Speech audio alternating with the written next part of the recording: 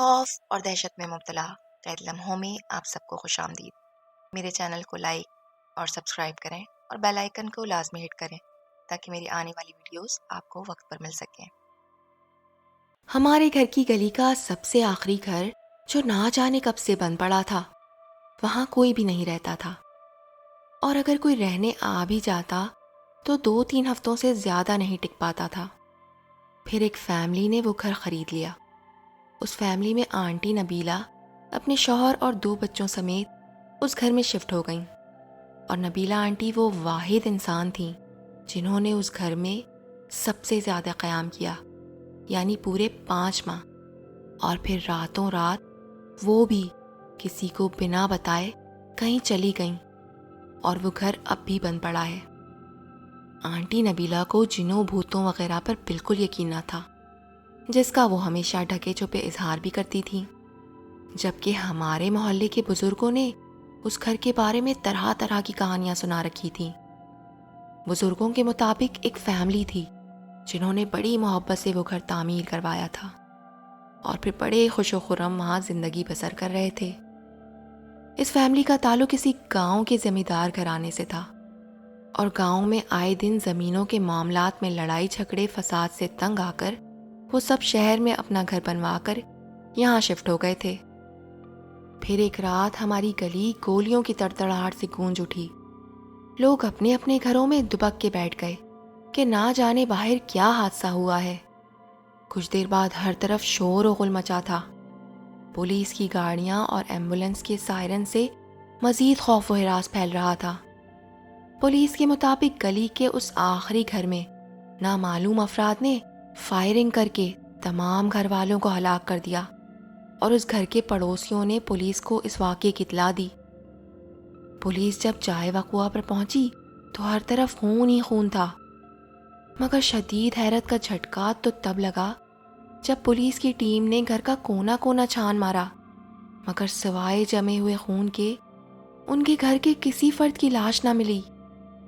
اس گھر میں ایک چھوٹا لڑکا اور 2 لڑکیاں اپنے والدین کے ساتھ رہائش پذیر تھے۔ پڑوسیوں نے ان کے گھر پر حملہ ہوتے دیکھا، مگر ان کی لاشیں زمین نگل گئیں یا آسمان کھا گئے۔ اس واقعے کا کئی عرصے تک خوب چرچا ہوا، مگر کسی کو کوئی معاملہ سمجھ نہ آیا۔ پھر آس پڑوس کے لوگوں میں اس گھر کے حوالے سے خوف و ہراس پھیلنا شروع ہو گیا، اور تب سے وہ گھر بند پڑا ہے۔ لوگ رہنے آتے ہیں اور کچھ دن میں خاموشی سے گھر چھوڑ کر بھاگ جاتے ہیں، اور اب کافی دن سے نبیلہ آنٹی اس گھر میں رہ رہی تھیں، جن سے ہماری اچھی الیک سلیک ہو گئی تھی، کیونکہ وہ ایک ملنسار اور ہنسمکھ خاتون تھیں۔ ایک رات ہم سب گھر والے ٹی وی لاؤنج میں بیٹھے ٹی وی دیکھ رہے تھے کہ اس منحوس گھر کے سامنے پولیس کی گاڑی آ کر رکی۔ پولیس کا مخصوص سائرن زور زور سے بج رہا تھا۔ سائرن سن کر تمام محلے والے اپنے گھروں سے باہر آ گئے۔ سارے محلے والے اس گھر کو منحوس گھر کہہ کر پکارتے تھے۔ ہم سب بھی شور سن کر باہر آئے تو کیا دیکھتے ہیں کہ پولیس نبیلہ آنٹی کے شوہر کو ہتکڑیاں ڈال کر گھسیٹ رہی تھی، اور وہ حلق پھاڑے چیخ رہے تھے، میں نے کوئی فراڈ نہیں کیا، میں بے قصور ہوں، یہ سب مجھ پر الزام ہے، مجھے چھوڑ دو، میرے چھوٹے چھوٹے بچے ہیں۔ مگر پولیس انہیں گھسیٹتی ہوئی اپنے ساتھ لے گئی۔ ادھر نبیلہ آنٹی بھی روتی پیٹتی رہیں، مگر کوئی فائدہ نہ تھا۔ 2 دن تک محلے میں چہ مگوئیاں چلتی رہیں، اور اگلے دن نبیلہ آنٹی ہمارے گھر دعوت دینے آئیں۔ انہوں نے اپنے گھر پہ کوئی نیاز کا اہتمام کیا تھا۔ ہماری امی نے مارے محبت کے ان سے پوچھ لیا کہ کیا سب کچھ ٹھیک ہے اس گھر میں، کیونکہ اس گھر میں بھولا بھٹکا کوئی رہنے آ بھی جائے تو 2-3 ہفتوں سے زیادہ نہیں ٹکتا، جبکہ آپ کافی بہادر ہیں جو پچھلے 5 ماہ سے وہاں رہ رہی ہیں۔ امی کی اس بات پر نبیلہ آنٹی، جو نہ جانے کب سے اپنے جذبات پر بند باندھے بیٹھی تھی، ایک دم ہی پھوٹ پھوٹ کر رو پڑی۔ انہوں نے کہا کہ وہ ایسی کسی بات پر بالکل یقین نہیں رکھتی تھی، پر اب ان اندیکھی طاقت کو جان بھی گئی ہیں اور مان بھی چکی ہیں، کیونکہ وہ اپنے اوپر کیے گئے ظلم کا بدلہ بے گناہوں سے لیتے ہیں۔ امی نے حیرت اور معصومیت سے پوچھا، کون سی طاقت؟ آپ کس کی بات کر رہی ہیں؟ تب نبیلہ آنٹی نے بتایا کہ وہ اس طاقت کی بات کر رہی ہیں جو ایک فیملی کی صورت میں ہے۔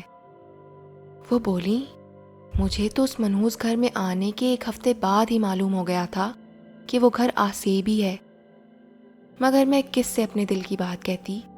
لوگوں نے کہنا تھا پہلے تو بڑی بہادر بنتی تھی، اب اتنی جلدی یقین آ گیا۔ بس اسی شرمندگی میں کسی سے کچھ نہ کہہ سکی۔ اور دوسرے یہ کہ اپنی تمام جمع پونجی لگا کر میں نے یہ گھر خریدا ہے۔ اتنی جلدی کہیں اور ٹھکانہ کرنا بھی مشکل ہے، اسی لیے صبر سے کام لے رہی ہوں، حالانکہ یہ بہت مشکل کام ہے۔ شروع میں مجھے ایسا لگتا تھا جیسے کوئی فٹ بال کھیل رہا ہو، پھر آہستہ آہستہ ایک 7-8 سالہ بچہ نظر آنے لگا، اور پھر کچن میں سے اکثر کھانا پکانے، برتن رکھنے، چولہا جلانے بند کرنے کی آواز آتی رہتی تھی۔ پھر میں نے ایک عورت کو دیکھا جو کچن میں کھانا بنا رہی تھی اور اس کی پشت میری طرف تھی۔ وہ اس طرح گھر میں چلتی پھرتی تھی جیسے وہ اس کا گھر ہو اور میں وہاں مہمان آئی ہوں۔ میں یہ سب دیکھ کر دہشت زدہ ہو جاتی تھی، مگر سوائے حوصلہ کرنے کے میں کچھ بھی نہیں کر سکتی تھی۔ اور پھر ایک دن تو حد ہی ہو گئی۔ میں صبح کے وقت ناشتہ بنانے کچن میں گئی تو سامنے جو منظر میں نے دیکھا وہ ناقابل یقین تھا۔ وہ پوری فیملی کھانے کے ٹیبل پر بیٹھی خوش گپیوں میں مصروف تھی۔ پھر ان کا چھوٹا لڑکا اٹھا اور فٹ بال کھیلنے لگا۔ ماں نے بچے سے فٹ بال لے کر دور پھینک دیا۔ پھر جانے کیا ہوا کہ وہاں بھگدڑ سی مچ گئی، اور پھر وہ پانچوں جو ہنس بول رہے تھے، خوش تھے، زمین پر گر کر تڑپنے لگے۔ ان کے گلوں سے بھیانک آوازیں نکل رہی تھیں۔ اس سے آگے میں بھی وہ وحشت ناک نظارہ نہ دیکھ سکی اور وہیں گر کر بے ہوش ہو گئی، اور جانے کب تک بے ہوش رہی۔ اس کے بعد کچھ دن میری طبیعت خراب رہی، اور اس دوران مجھے ہر روز برے خواب آنا شروع ہو گئے۔ میں ہر بار خواب میں دیکھتی کہ میرے شوہر دھاڑے مار مار کر رو رہے ہیں، مگر میں نے ان خوابوں پر دھیان نہ دیا اور سوچا شاید میری طبیعت خراب ہے اور میں خوف زدہ ہوں، اسی لیے ایسے خواب دیکھ رہی ہوں۔ مگر دیکھیں، وہ میرا خواب سچا ہو گیا۔ میرے شوہر کو فراڈ کے کیس میں پولیس پکڑ کر لے گئی۔ وہ رو رو کر دہائیاں دیتے رہے، مگر کچھ نہ ہوا۔ پھر امی نے پوچھا کہ اب تمہارے شوہر کا کیا بنا؟ تو آنٹی نبیلہ بولی، بننا کیا ہے باجی، سارے شواہد ان کے خلاف ہیں، کچھ سمجھ نہیں آتا کیا ہو رہا ہے۔ میں تو بیوی ہوں، اکیلے میں 1000 بار ان سے پوچھ چکی ہوں، اپنے بچوں کی قسمیں دے چکی ہوں، مگر وہ رو رو کر یہی کہتے ہیں کہ وہ بے قصور ہیں۔ سچ پوچھیں تو مجھے یہ سب اس منحوس گھر کی بدروحوں کا انتقام لگتا ہے، اور اسی سلسلے میں نے اپنے گھر پہ نیاز اور فاتحہ خوانی کا انتظام کیا ہے، آپ لوگ ضرور شرکت کیجیے گا۔ یہ کہہ کر نبیلہ آنٹی آنسو پوچھتے ہوئے چل دیں، مگر ہم خوف کے مارے ان کے گھر نہ گئے کہ کہیں وہ بدروح ہمارے گھر کا ہی راستہ نہ دیکھ لیں۔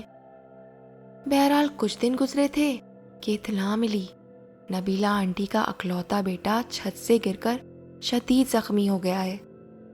ہمیں سن کر تو بہت افسوس ہوا، مگر پھر بھی ہم میں سے کوئی ان کے گھر نہ گیا کہ وہ گھر ہمیشہ سے ہم سب کے لیے خوف اور دہشت کی علامت رہا ہے۔